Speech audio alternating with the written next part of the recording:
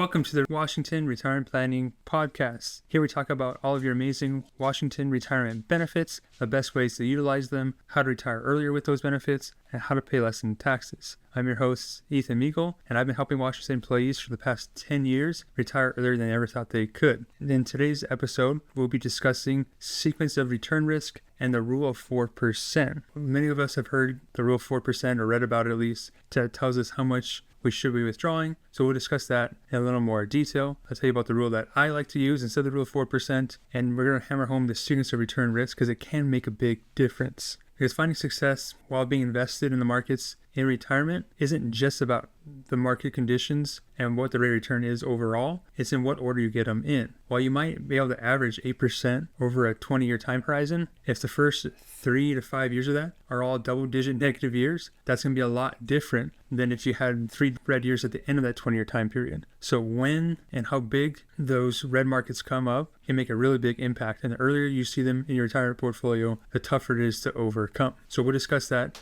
in more detail in today's episode. After that, we always like to address a question or comment we get from our listeners. Today, we're asked to explain a little bit more about Roth 457 plans. Particularly, they wanted to know if you can still take money out of a Roth 457 plan when you separate service without having to pay any type of 10% penalty. So we'll go ahead and address that comment once we're finished talking about the sequence of return risk section. Now, if you're wanting to dive further into your retirement benefits, we just launched our Washington Wealth Breakthrough group. It's over on School. It's currently free to join. I've got a free training built out. It's a few hours long to dive even deeper on these benefits. Plus, I go live on there once a month to field any questions from you guys. And I actually just launched the paid version of that course. Right now, it's open for founding members. So if you want to get in there, it's an annual fee. The fee that you pay, you lock in it for life, and you'll get the full course, which is going to be north of 40 videos when it's all said and done. I go live in that group at least once per week. Plus, I got a lot of other amazing perks coming your way.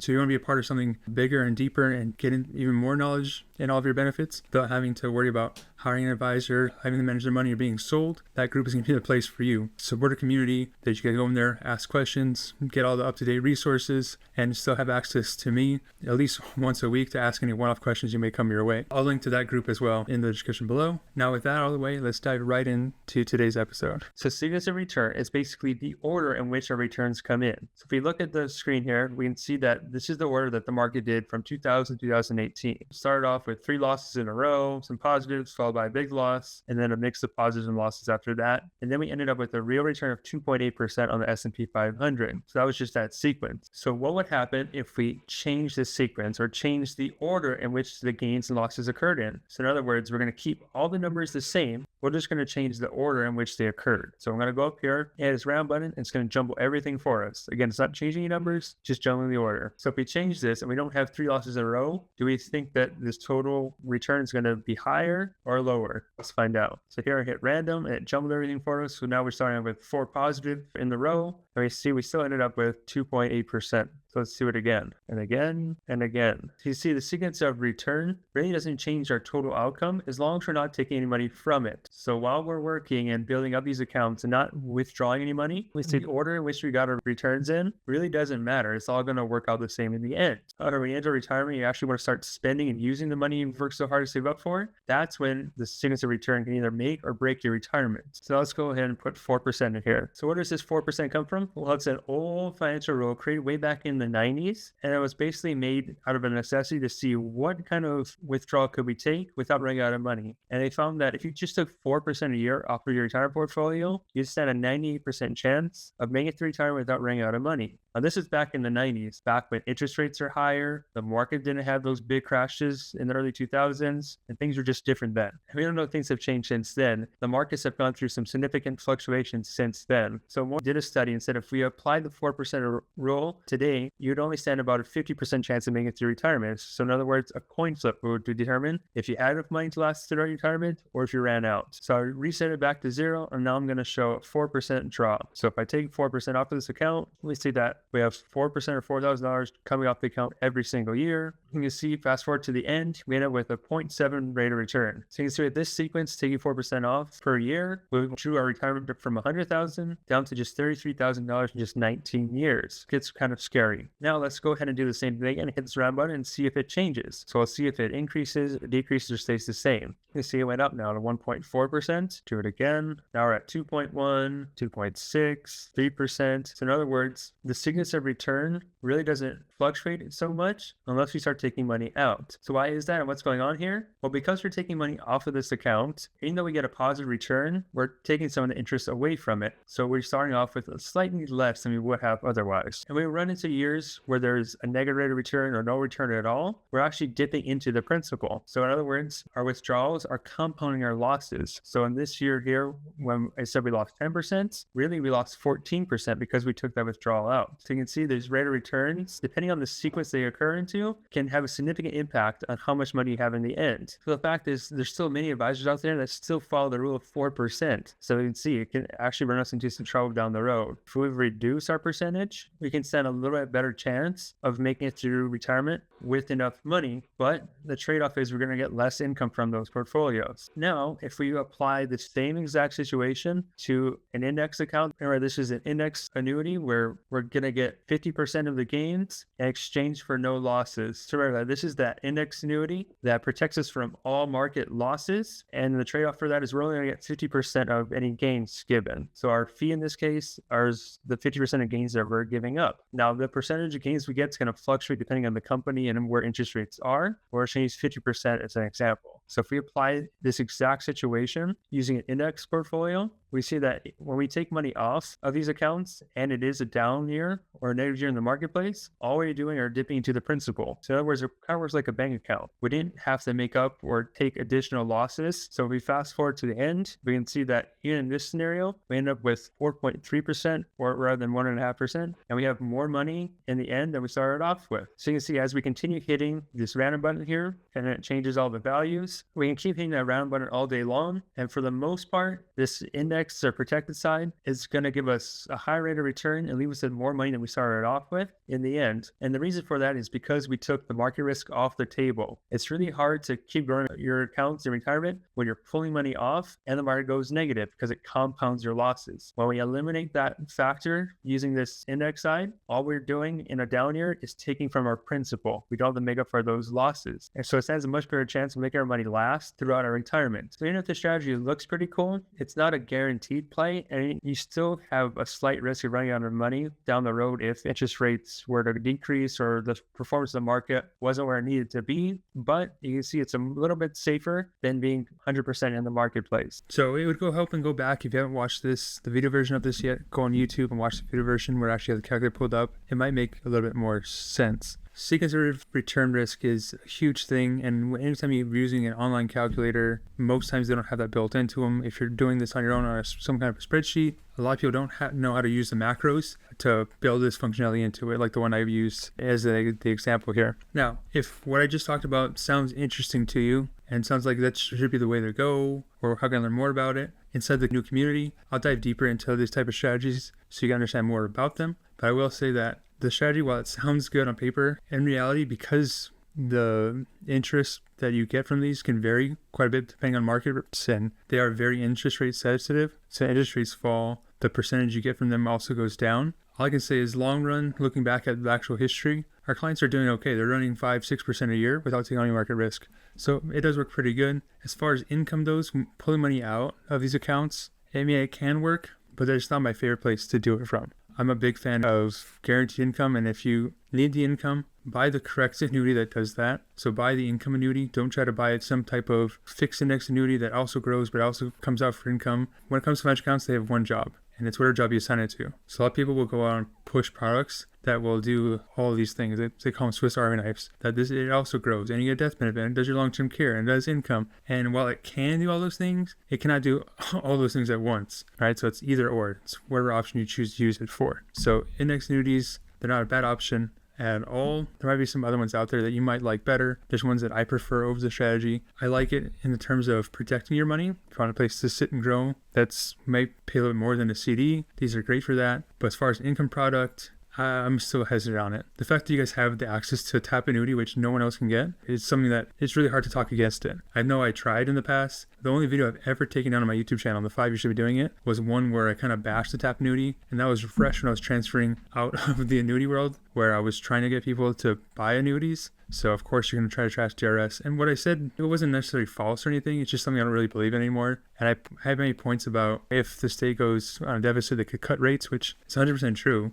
No one says tap annuity has to keep paying out the rates they are. I mean, once you're in the contract, the state's kind of stuck with it. But if they want to get rid of the annuity contract, reduce the payout rates, they 100% could. Right? And we're already seeing the state run into budget trouble. So, should they want to bleed over into the Department of Retirement, they 100% could. So that was one of my reasons why I didn't like tap annuity, but I did take that video down because I didn't really want to fearmonger people or anything like that. So, those risks and fears exist. The tap annuity is not like the end all be all perfect, but it's pretty darn good. You're going to have a really tough time beating it. I had someone reach out to me lately who contacted this guy called Stan the Annuity Man. He's pretty big on YouTube. I actually have all of his books right here. He's got a series of maybe 6 or 7 books, all in the different type of annuities. So I'm read them all, so I'm pretty familiar with this guy's work. Basically, he sells annuities for people. Someone from Washington State calls him and asks him about the tap annuity. Stan will tell you that that's one of those unicorn plans that you should 100% go with. That there's nothing that he can do in all his experience and all of his resources that can compete with the tap annuity in Washington State. Because if you look at the way it pays out, plus the guaranteed cost of living adjustment for no fee, is a crazy deal. And you must be crazy not to take it up. Remember, the tap annuity is only for Washington State employees in Plan 3, and you have to use Plan 3 funds. So it's very specific. If you ever retire, take Plan 3 money out to put in your own IRA because your advisor wants you to invest in his funds. A couple years later, like, this isn't working out. I want to just buy that tap annuity again. The deal's off the table. You lost your opportunity. That's why it's very important you understand all your eligibility rules and what you're giving up when you don't take the tap annuity. Tap annuity is one thing. Every client that comes in my office that's thinking about retiring, I sit them down and I walk them through the tap annuity every single time. Even if they have way more money that they probably spend their lifetime, they never plan on needing it, I always go through the tap annuity with them so they can consciously make the decision, yes, I want this, or no, they don't. Because I have some clients that will have an extra $5,000-$6,000 per year in guaranteed income already between pension, Social Security, and stuff they don't really need, but they like the tap annuity, like, I can get more guaranteed income, and they'll do it. Now, what they do with that money, it's up to them, but some people like just having more security because you never know what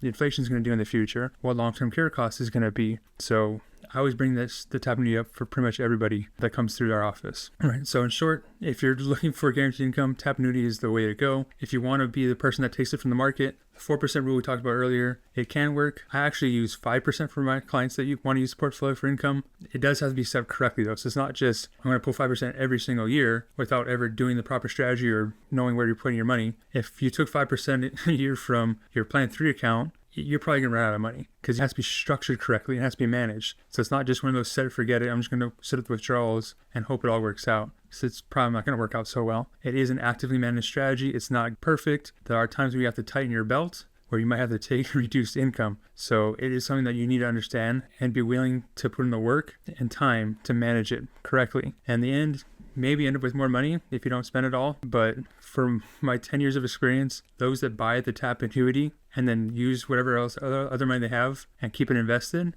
typically have more money at the end of their retirement lifetime. And that's because they don't have to withdraw money anymore. So it doesn't matter what the markets do. They're not worried or freaked out about selling it. So it helps them reduce their stress levels. They're not worried about the market crashing and affecting their income because it's not tied to the market. It's just like when you're working. Nobody got a pay cut because the market dipped last month. Retirement, that's 100% the case. If you're going to tie it to the market, you might have to take cuts in certain times. Now, hopefully you have enough cash built up in there that you don't have to make adjustments on a 1-month crash. But if it is a really bad thing that goes on for a couple of years, that's when it gets stressful and starts eating into that strategy. If you don't really need millions and millions at the end of your lifetime, then the tap annuity is usually the way to go. And people typically end up with more money anyways because you're allowed to take on more risk. Those that are trying to draw income from their investment portfolios have to carry cash and bonds, and they have to be a little bit lower in risk. When you take lower risk, we get less interest. Those that buy the tap annuity to fully insulate their income needs can take on all the risks. They can still be 100% in equities if they wanted to, or pretty darn aggressive, and they would get more interest than those that were trying to draw income from it with a slightly more conservative portfolio. So tap annuity gives you more guaranteed income, allows you to take more risk, and make more money in the market overall. So it's a win-win deal for most people. All right, so if I haven't sold in tap annuity yet, I don't know what else will. And remember that tap annuity is purchased through DRS. You don't buy it through me. I don't get a commission or anything like that from talking about it. It's just that good that every single client that comes through, we talk about it, and about 8 out of every 10 is buying it in some form or capacity and adding it to their retirement strategy to fully insulate themselves. So most of our clients, between pension, tap annuity, Social Security, it covers all of their needs. We only have a handful that actually need to dip into the portfolio above and beyond that. So if you're looking at retirement strategies and income, tap annuity is the first place I start looking and doing research on. All right, now for the question from today,